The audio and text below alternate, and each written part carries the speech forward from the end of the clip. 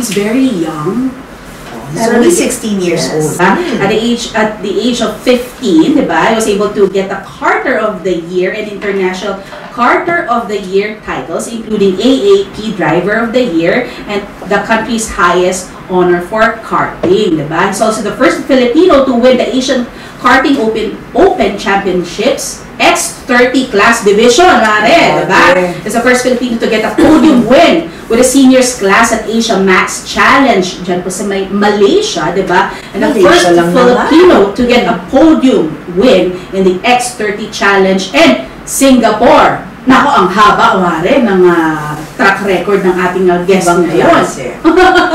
By the way, fluent din nga pala siya sa Mandarin Chinese. Guest po namin sa studio ngayon, walang iba kundi si Gabe Tayao. Hi! Hi! Thank you for coming. Yeah, thank you for coming. Kahit Sunday, di ba? And Gabe is very busy. And kasama niya ang kanyang uncle, si Uncle Kevin. Hi, Uncle Kevin. Tayao, di ba?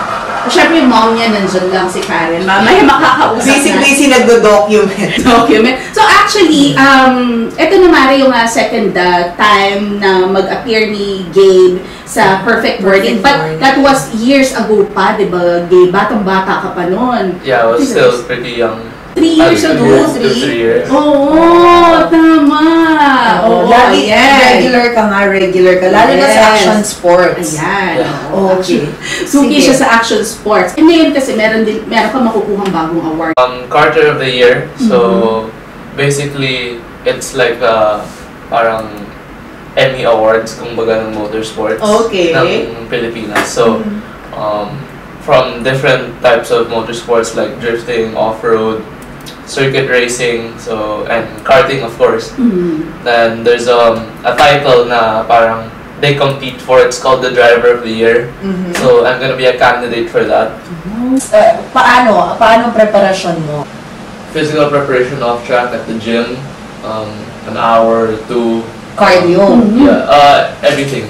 Circuit training, like weights, Talaga? running, and everything. Bakit? Nakaupo ka lang naman pag nagda-drive ka. It looks easy, but it's actually not. It's a lot harder than it looks.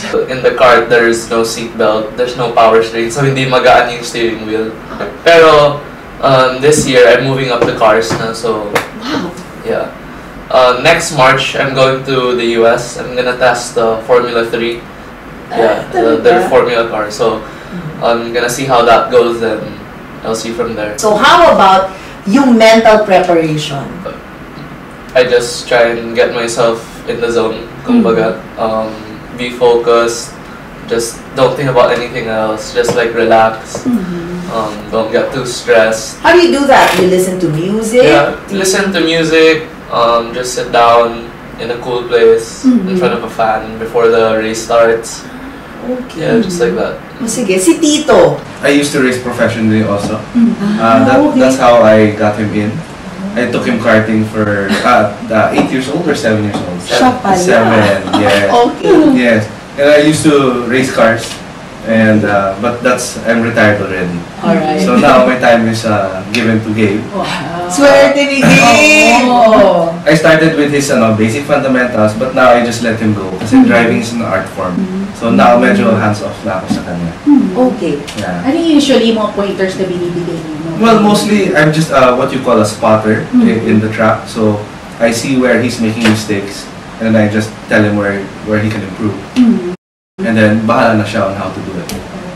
Dumating ba yung time na natakot ka dahil parang feeling mo mas daredevil pa itong batang ito kesa sa'yo, no? Kasama naman siya sa sport. So anybody or any kid na sumakay sa kart or cars, there's a lot of danger talaga involved. But you cannot focus on the danger to do well. Paano mo nakita talaga na may interest talaga siya? Kasi parati niya ako pinukulit na pumuntang karting. So talaga siya na may gusto. So talagang need for speed. Actually, pagsisisi nga namin yun ngayon. Yes, it's a very expensive sport. Yeah. Ano ba yung difference ng, kasi Gabe mentioned na akyat ka na sa cars, diba? So nag-start ka with karting. Ano yung dalawa na yun? Parang siguro sa amin ni Christina na, basta racing. It's totally different. Basically, karting is the most basic form of racing. Entry level siya. Entry level siya. Okay. That's why it's for kids. Once you move up to Formula Cars, which is what we're doing in March, and we're actually the first Asians to be invited. Uy, congrats! Yay! Wala pa Okay. Yeah, so basically a Formula Car, parang kart siya na mas maraming settings. Yun lang. So it's basically a more, it's like an adult toy. Pero ano na siya, power steering na siya. Pawis pa rin siya. Pawis pa rin. Oo.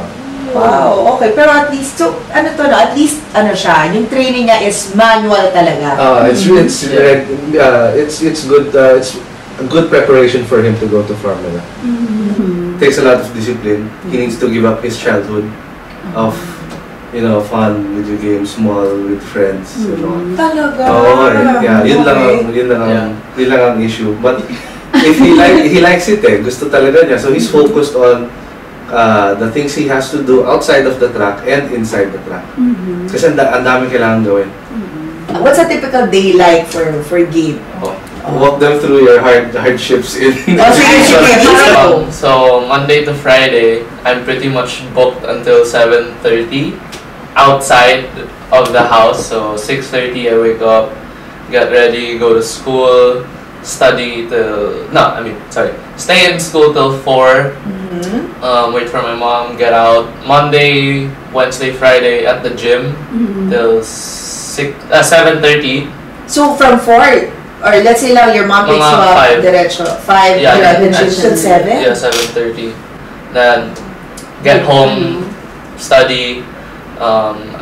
Depends how long. It can go until 12 a.m. There's a lot of things to do. Yeah. Then Tuesday, Thursday, I'm at a review class for college since I'm planning to study in the States. Okay. Yeah, so I have to study for the SATs, yung mga entrance exam nila. Then on the weekends, it depends if I have a race or not. If not, well, I'm either practicing in the track. So it's a pretty packed week. Fully booked yung weekdays talaga. That's kaya nga sabi ko, pag nag-focus sa ganitong career, they have to sacrifice their childhood. A lot of the F1 drivers now, if you look at their history, they actually didn't finish college. So schooling could be one thing I have to sacrifice. If ever I become successful. Yeah, but it all depends na on his journey in America. If he does well and the trainers there would tell us na he has something, we have to realign his plans and he has to sacrifice his education. Mahirap ba na mag-homeschool ka tapos yun parang nawala na sa'yo yung fun ng pagiging bata? Well, I'm still racing, so that's better for me, in my opinion, because I still get to meet a lot of people in racing. It's not just you go to the track by yourself and race. I mean, you meet a lot of people with common interests. Yeah, with common interests, and you meet a lot of friends then at the racetrack. Yeah, so I don't mind. Siyempre talaga ipagmamayabang po ng Pilipinas ang bata, di ba? Batang ito, di ba? So one of the perks in is you get to travel around because you go to different races. I've traveled around Asia to Thailand, Singapore, Indonesia, Malaysia, Japan. Wow! Dami So you get to see different cultures. Just like what my uncle said, my personality changed over the past 6 years of racing. I used to be really shy kasi before. I don't talk a lot. Then one of my first interviews on the radio, like I barely said anything. I was really shy. So it really changed my personality, and I met different people then. I meet a lot of important people, like they're inspirational. I can get a lot of values from them. I learn a lot of things. Yeah. So those are one of the perks of racing.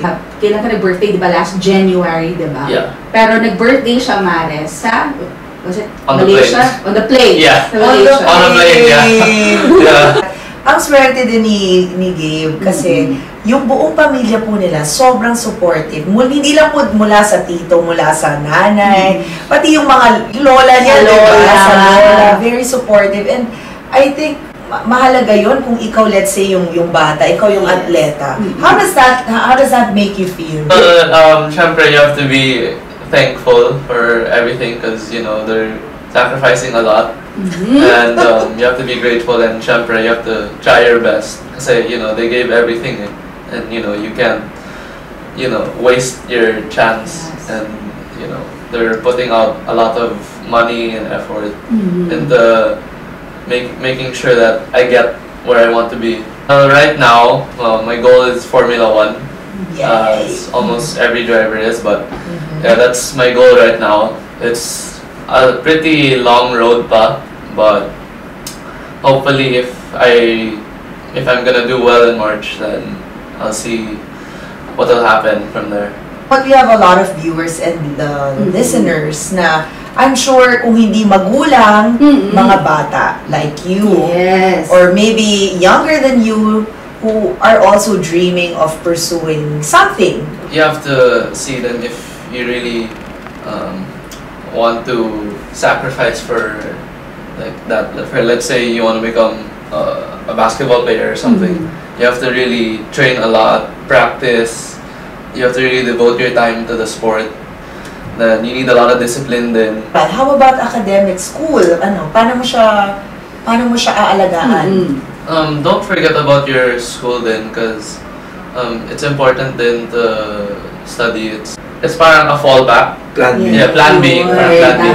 Plan B. Ang galing ng batang to, no?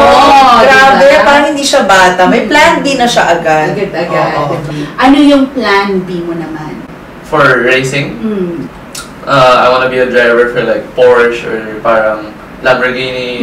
Parang work for their team and be a driver for them. Yeah, that's my plan B. Basically, parang nagtitest ng products.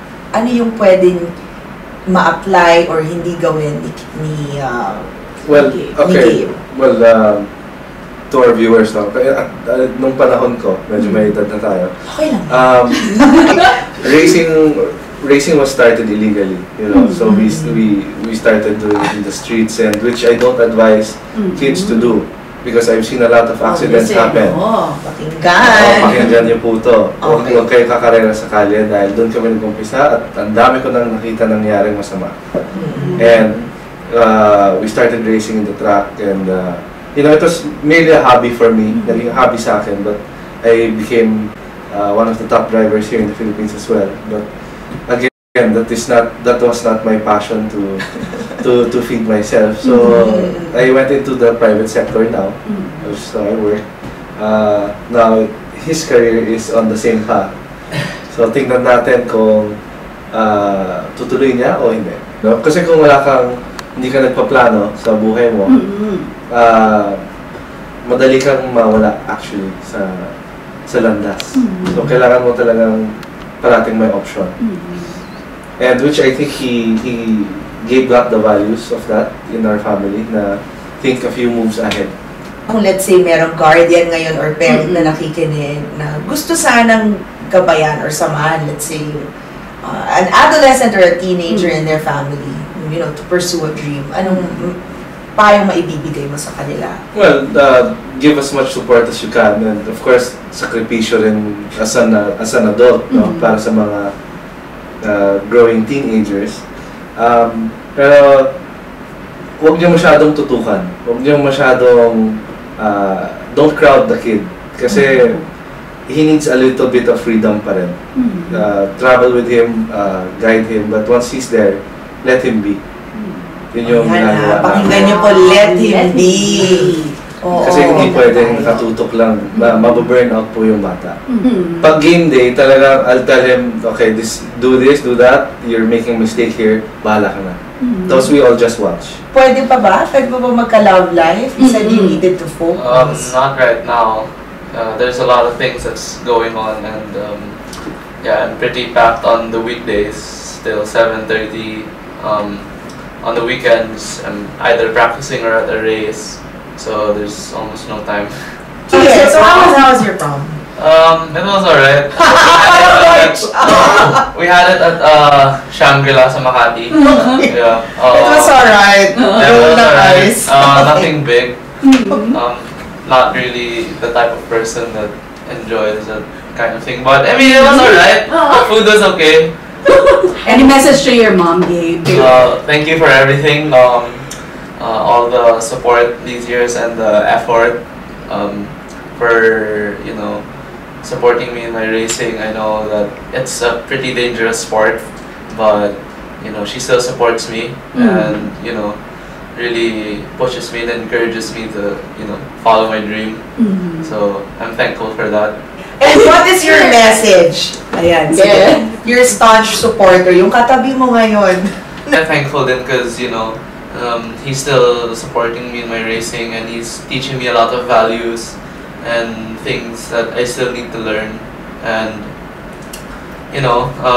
not every kid has this kind of support, so yes. I'm really grateful for all the support I've been given. So I'm gonna try my best to really push myself. Ano sa tingin mo yung ibang ginagawa mo?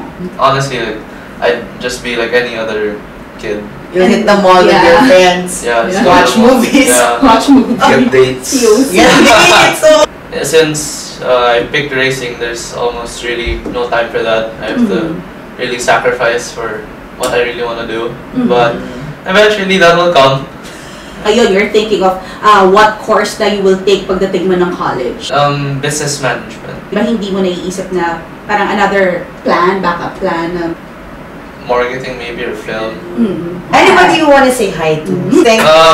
Thank you to Corporate Racing for setting up my new car, because right now I have a new race car, so they helped me set it up. And thank you to Victoria Core, DC, Gold Gym, Sea Oil, Group B, and yeah, I'm joining a race series this year. It's called The Perfect Lap by Alex Perez. Thank you for inviting me to race in your series. Wow! Congratulations! Yes, sundan niyo yung career ni Gabe this year in our local series called The Perfect Lap. The Perfect Lap. Hashtag The Perfect Lap, you'll see it on Instagram and Facebook. Wow! Ikaw din gumagawa nun? I'm gonna be racing. Sasali siya. Yes. I have to come out of retirement to guide him the first few races. Ay, talaga? I'm sure excited ka din. Okay lang. Okay lang. Sige, again, nagpapasalamat tayo sa special guests natin. Again, Gabe, Tayao, and also the uncle. Thank you so much. Yeah, thank you. Salamat. Thank you for having us. Alam niyo, nakakatuwa po nito kasi masarap makapagkaroon ng guest, lalo na. I really appreciate having grown-up conversations or mature conversations with teenagers. Kasi, kadalasan, ang mga teenagers, sino naman po sa aning totoo lang, madami sa kanila anti-social.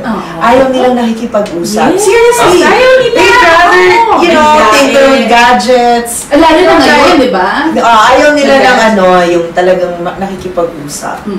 Hindi kayo sanay dyan kasi swerte kayo kay Gabe. So, yan, nakakatulong yung yung travels niya. Di ba? Kasi parang grown-up na siya talaga makipag-usap. Again, they can follow you on Instagram, Gabe Tayao, then on Facebook, Gabe Tayao. Yeah. Okay, and they can also follow you via the hashtag The Perfect Lap. The Perfect Lap. Yeah. Okay. Yeah. O, sige. Perfect for the perfect morning. Yeah! Sakto! Pwede, Kuya Randy. Kuya, babalik siya ha. Yes. Pag-guest din siya sa Shade Positive. Yeah, and Mia will talk to you later daw. Ayan mga kapatid, maraming salamat po sa inyo. Sa uulitin, ako po si Faye Tobias. Ako po si Christina Lazo. At syempre, sabay-sabay nating gawin ang bawat linggo na umaga na isang Perfect Morning!